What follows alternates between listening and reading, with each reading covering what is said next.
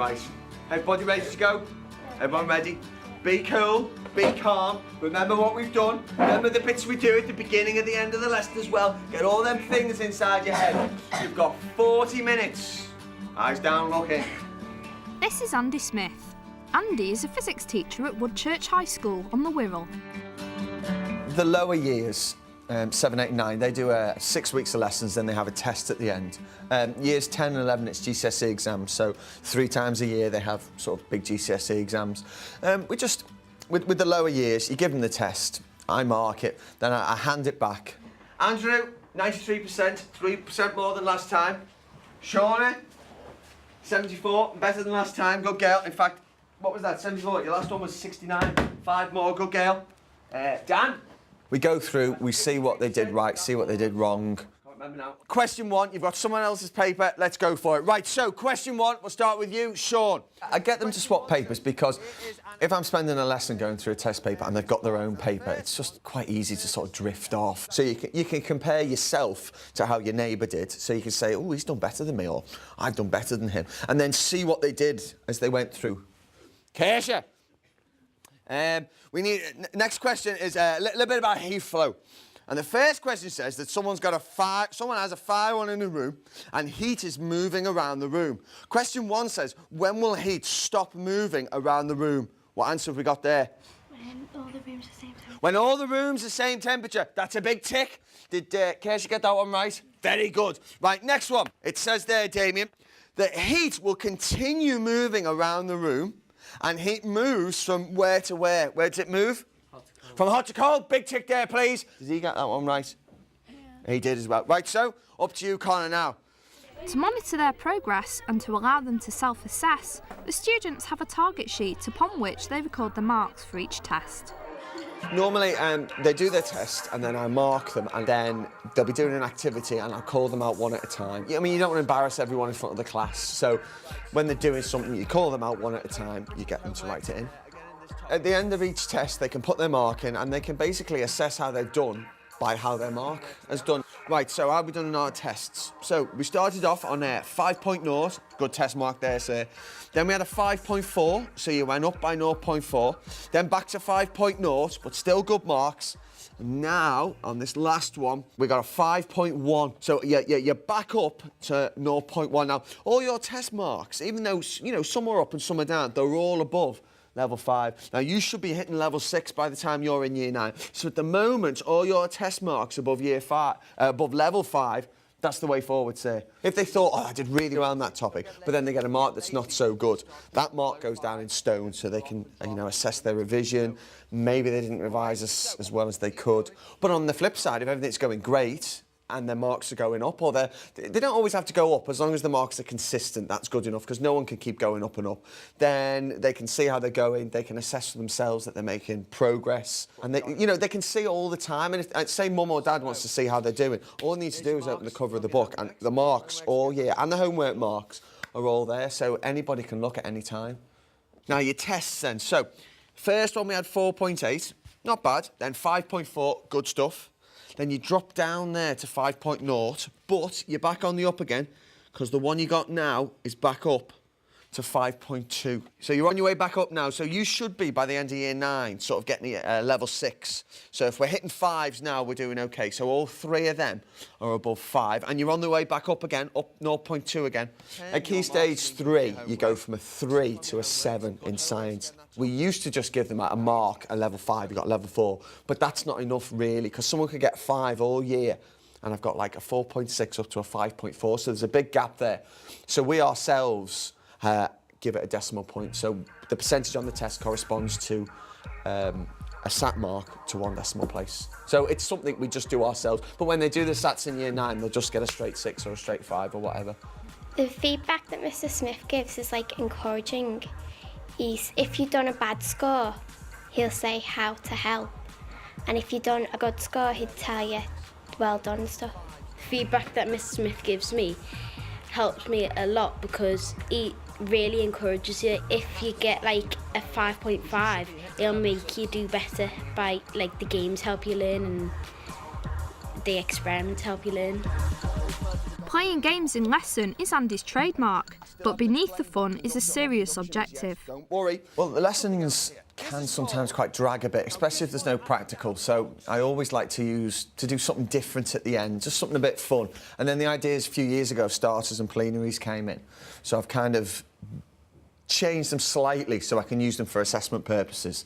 The games help me remember a lot because they're fun. They stick in your head for longer, and then by the end of the term, when you do the test, you've got everything in your head because you can track back to those games that you've been playing.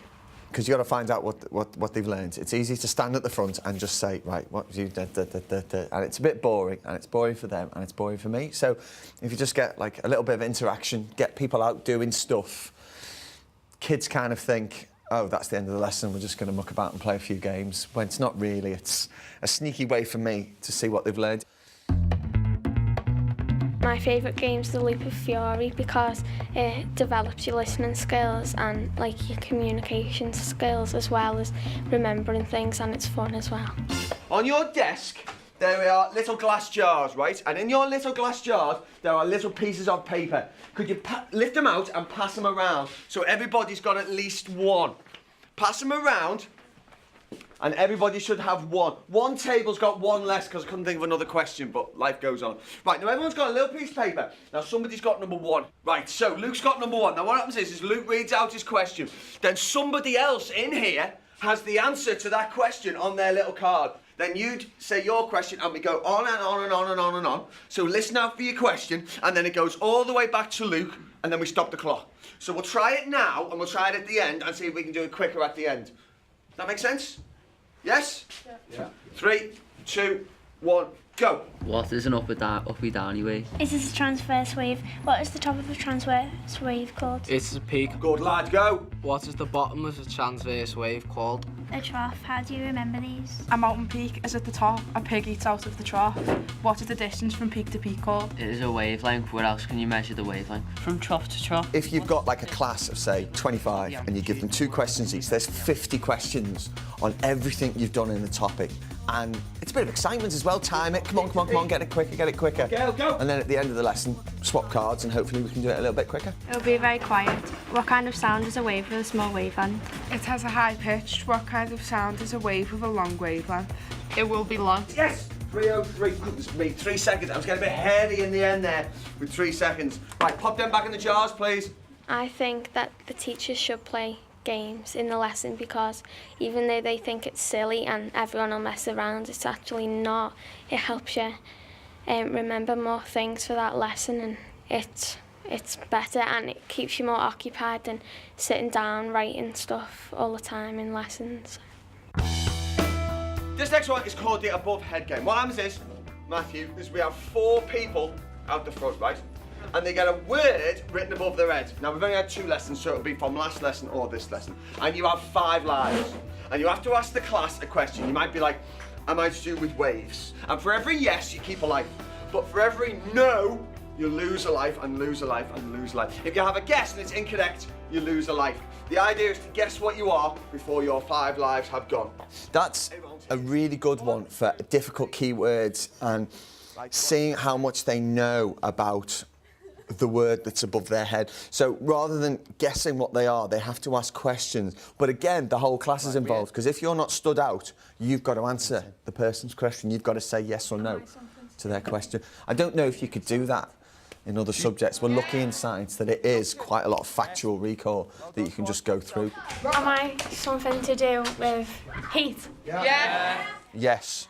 Now I'm to do with heat flow in a solid. Am I a material that is a bad conductor? No. So how many lives have I got? I'm down to 4 now. Thank you.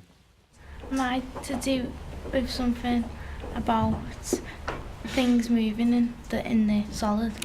No. Come on. Am I something to do with heat moving in a gas? Is she something to do with heat moving in a gas? Yes. Do you want to have a guess? Can't remember. Okay. Am I something to do with a good conductor? Yeah. Can I have a guess? Am I metal? No. Am I a bad conductor? Is she a bad conductor? No. You asked a minute ago, you said something to do with, is it to do with like heat moving? And it is to do with like heat moving, and it's when Perhaps heat doesn't want to move. When what? When It's not your go. Your... I can't think. You're something to do with, you were heat moving. You're something to do with convection. Heat rising. That's the one, rises. At the end, you normally like just want to fall asleep, but when he brings the games, it's just like you just like dead happy. Right, first things first, on board, we have 30 little pieces of paper. Underneath each one of them little pieces of paper is something new that you've learned in science this year. Something new. Like you came in at the beginning of year 7, I had no idea what that meant. I had no idea what that meant. I had no idea what that meant. I want you to make up a sentence with something in there. So if it said, for example, James Cole, you'd say, James Cole sits at the front. Danny, get your coat off. If the question was, coat on, you could say, Danny Butler still has his coat on. So you've got to make up a sentence. Right, who wants to have a go? Let's hear it, Blundell. That's just a simple one to practice literacy. It's good with the years 7 and 8 who are being introduced to lots of new science words. Because, of course, marks on SATs are for good sentence structure. If you just put down the word, you won't get the mark. So it gets them used to making sentences with these science words in. That'll do it for me. Let's have another one. James. 15. Number 15. Can you tell me, please, sir, a sentence with the word joules in? Energy is measured by joules. I'm loving it. Let's have another one. Neville. Number 14. Can you tell me, please, a sentence with the word weight in? Weight is a force that pulls you down. Weight. Your weight is your force that pulls you down. Let's hear it, Anna. 11. Legs 11. A sentence with law of energy in. And the law of energy, you can't create it and you can't destroy it. Magnificent answer. Jamie. 24. Number 24. We've got gravitational potential energy. There are 2 ways you can get gravitational potential: put more weight on or go higher. If you've got gravitational potential energy, there's 2 ways to get more. Get higher or get heavier. Let's hear it, Barton. 26. Number 26. I've done elastic potential twice. So we'll go on to, nice easy one for you. Light energy. Light energy is energy that you get in light bulbs. Good lad. Let's have another one. Let's hear it, Quirk. Number 10. Can you tell me, please, Miss Quirk? I've got universal indicator. You add it into an acid or an alkaline, it changes its colour. I'm loving it. One more. Someone from over here. Well done, Miss Capper. Number 3. Lovely little bow in your hair today. Can you tell me, please? Now, we did about this yesterday and we're going to do about it today. Chemical energy. Something you find in food.